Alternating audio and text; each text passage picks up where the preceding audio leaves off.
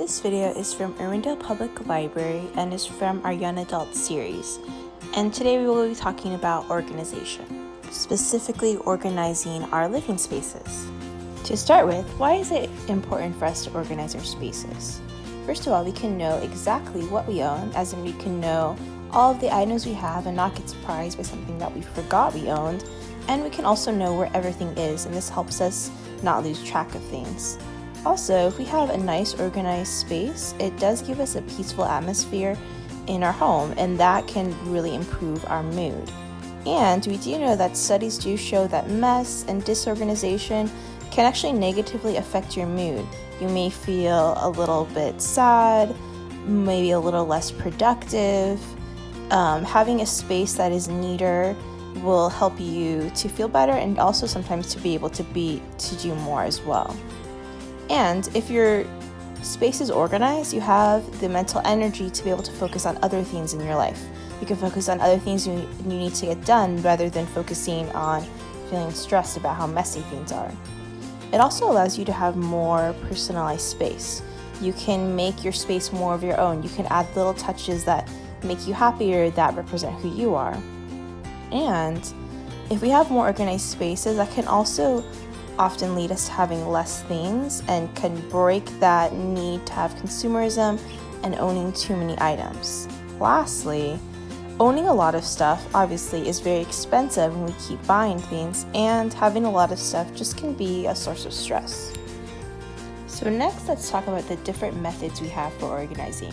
I'm sure a lot of people are familiar with Marie Kondo, and she has a new Netflix show, Tidying Up with Marie Kondo, and the KonMari Method. It's very popular and helpful, and it can work for a lot of people. To give it a quick overview, she focuses on cleaning by category. So she says there's 5 categories of items: clothing, books, papers, miscellaneous items, it's literally anything else like kitchenware, cosmetics, etc., and then sentimental items. So her rule is that you need to get one category, as in clothes. So you get every single item of clothes that you have and put them in one location, like on your bed, on your floor, wherever it is that you can fit it, and then go through each item one by one. And you need to get rid of any items that you don't use or you don't enjoy. She calls it sparking joy. So if the item doesn't spark joy for you, then you can't keep it. And after you've gone through all of your categories, you need to designate a spot for each of your items, such as your purse always belongs in one place, or the cups always go in one spot. Every item has its own location. That way you always know where things are. And she also believes in always keeping similar items together. So all of the towels should be in one spot. All of the soap should be in one spot. Things like that. And lastly, this one is interesting and actually is really helpful. She says to never stack your items, but have things in rows. So if you think about it, maybe you have a drawer with pants. So don't have a pile of pants, but you would have your pants rolled up and lined up in neat rows. That way when you open your drawers or any storage space that you have, you can see it's exactly what is there because nothing is stacked. But when you open it, you see all the items just as they are. And let's talk some more about going through our items. So when you're going through your items, especially if you're doing the category method, there is 3 ways to classify your stuff. It's either something you want to keep, something you want to discard, or something that you're not sure about. So when it comes to the discard pile, the most important thing is to get rid of it immediately. So don't keep it hanging around in your place in bags for days or in the back of your car, but either plan to sell it on Facebook Marketplace or OfferUp or something like that. Plan to donate it to a thrift store, to give it away to your friends, or if those options don't work, you can always throw items away too. Next, you would have your not sure items. So this would be items that you're not sure if you want to keep or you're not sure if you want to give away. If you have a pile like this, it can be helpful to look at these items and think, do I have something similar? For example, do you have like 6 black shirts? Do you need all those 6? You could probably get rid of a few.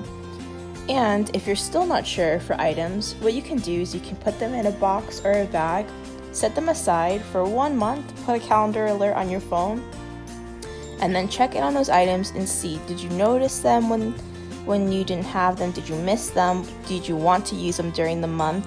If you didn't miss them, you should try and get rid of those items. Other ways to help you get rid of some of your stuff is to digitize your papers.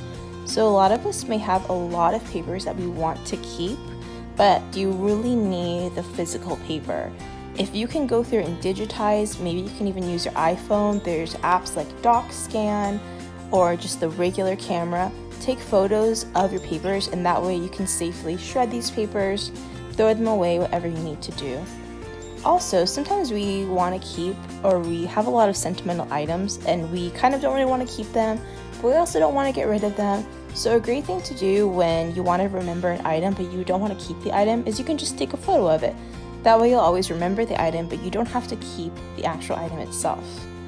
Other things that the KonMari Method suggests is, this is a little radical to say, but consider maybe not having so many books that you do have.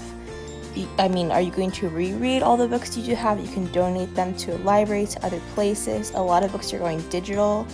Try and keep books that are special to you, but maybe not every single book. But this, again, is just a personal choice. So that one is up to you. Other things you really want to look at, things like kitchen equipment, cosmetics, things in these other categories that you may have a lot of and you're not using. These are the kind of items that you could safely get rid of and you would not miss them. So if you haven't noticed, the key to organization is having less stuff. So that means you need to get rid of some of your stuff. And if you need some tips, here they are. So like we said before, don't keep things just because they're sentimental, you don't want them. Also, don't keep things just because someone gave it to you and you feel like you have to keep it. Sometimes we have this false guilt feeling we have to keep this because blah blah blah, but it actually doesn't matter and it really is up to you, and you can get rid of these items. Also, don't keep things that you're not using but you would like to use. So that could be, maybe you have this set of workout equipment that you haven't used in years, and if you're honest with yourself, you're probably not going to use it. It's taking up a lot of space. You'd like to use it, but you're not. You should probably just get rid of it. If you really feel motivated, maybe you can buy it again later. Or don't keep things that don't work anymore, such as clothes that don't fit. So it's silly to hang on to these. You can have clothes that actually fit. Get rid of things that are not useful to you or just taking up space. Also, it can help you to decide on an item limit. So if you're someone who has a lot of clothes, you can say, I'm going to only have this number, such as I'm only going to allow myself to have 50 shirts. And that means I need to get rid of some. And that also means if I buy a new shirt, I need to get rid of one to keep that new shirt. So that's a great rule to help you when you're trying to manage all the things that you own. You can practice an item in and an item out rule. If you do that for everything you own, you never have to worry about accumulating too much stuff, because you'll always keep the exact number that you feel is right for you. Lastly, we're going back to those sentimental items again. If you do have a lot and you're kind of struggling, you do want to keep some, you can just pick one box and say, I'm going to fill this up with all the sentimental items I want to keep, but once I get to the top, I can't keep anything else. That kind of method can work for other items too. You say, this is the space that I have, and once it fits, that's all I can keep. If I go beyond that, I need to get rid of some things. And let's talk about some other methods of organization. So I know the KonMari Method is really popular right now, but also that just might not work for you. And maybe you find it a little bit stressful to gather up all your items, put them in a pile, that kind of thing. And that's fine. So there's a lot of other ways to tidy or to clean your items. So I actually I do like the word tidying, but you can try and tidy or organize your stuff in small amounts instead. So a great way to start, especially if you're feeling overwhelmed and unmotivated, is to make a schedule. So maybe you're just going to start really small. You're going to pick one dresser that you have, or maybe just one drawer that you have, and you're going to organize that until you're completely done. So that means you would think about it and be like, I think this will take me about 2 hours to go through my closet, sort my items, bag up things I want to give away, and put back items neatly in the closet. And you'll say that you're going to do this entire task until you complete it. Because sometimes people find the problem with organization is that we get overwhelmed and we give up. So if you break it up into smaller portions, just start a drawer at a time, a little corner at a time, area at a time, it's much more motivating because you will see the progress as you keep going. Also, it's helpful. Some people find organization and getting rid of things to be a little emotional. So take breaks in between organizing different areas of your space. And what that means is you can take a week off, a month off, a few days, whatever it is, and just kind of see how you feel and enjoy the feeling of having less stuff in that certain area, and then keep going. And sometimes it can be helpful if you can have a friend or a family member just to give you another set of eyes if you're struggling to get rid of stuff, or if you're struggling to figure out how do I organize this area. They can tell you some advice, what they think will look well, or maybe, hey, I don't think you actually need that item, and that can help you to see things through a new perspective. So unfortunately, once you organize your items, you have to keep doing that. So that's why we say organization is an ongoing process.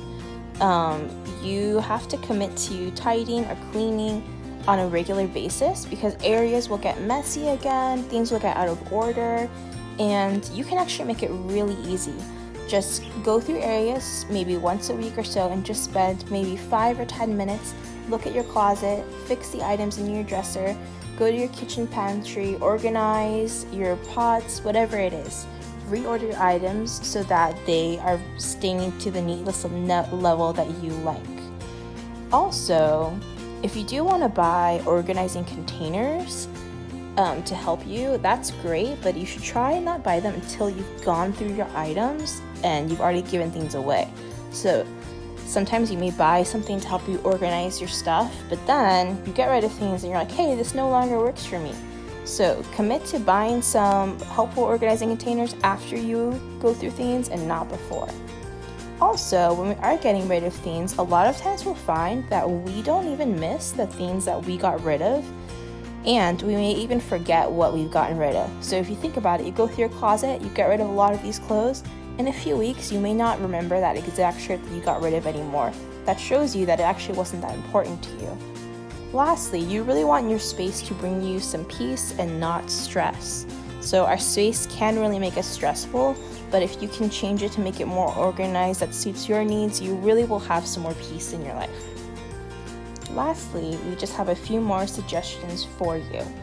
A helpful thing to do is to keep items that you often use in easy to access spots, so that you can just grab them when you need them rather than having to rummage around. And if you have items that you want to keep but you don't use them very often, maybe they're seasonal, it's like decorations for the holidays, you can keep that at an out-of-the-way spot.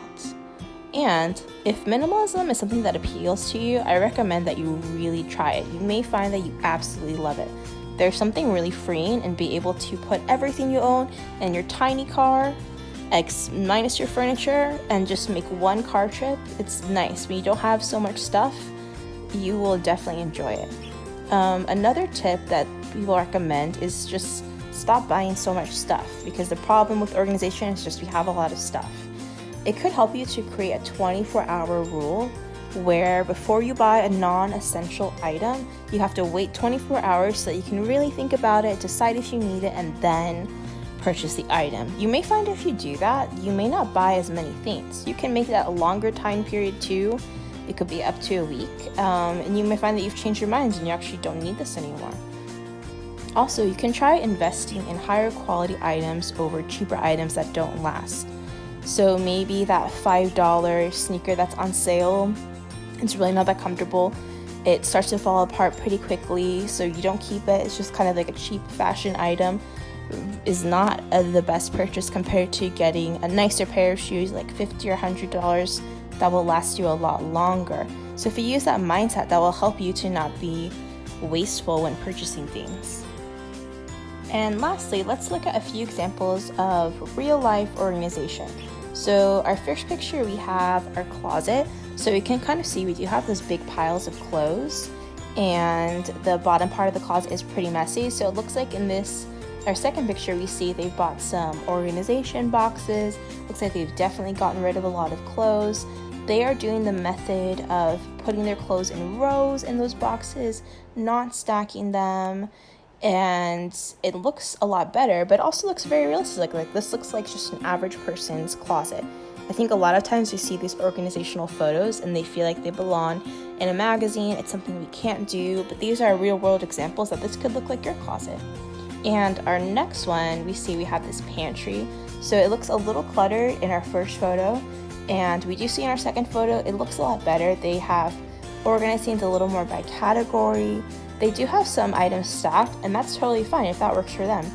And they've gotten rid of some stuff. And this, you can see everything that's in the cabinets. It's a lot neater, and it'll be easier for them as well. And then let's look at this one. So this is somebody's desk. So you can see they've kind of toned down some of the decorations here, and it looks like they used to have a lot of clutter on their desk, but in the second photo, I can see that they've gotten rid of some things. They used to have a lot of things under the desk they've gotten rid of. They've organized their whiteboard, they've added some new photos, and just like the rule about everything has a spot, if we see the little drawer areas right on top, it really looks like everything has a spot here. So this looks like a nice, peaceful place to work where I feel like I could get a lot of work done. However, in the first photo, I feel like I would be really stressed out trying to work here because it's so messy. In the second photo, I feel like this would feel very nice. And this is our last one, and this one is my favorite. So this is someone who organized in 4 stages, and I think their bedroom looks very realistic. So we see the top left photo, it's a little messy. And then we can see how they're slowly progressing. They've fixed the bed, they've fixed the dresser, they've added some things. It looks a lot neater, and it's something that they did piece by piece and not all at once. So you can see this is pretty manual, and this is something that you could do too. That's the end of our video. We hope it inspires you to do some organizing in your own spaces. Thanks for watching.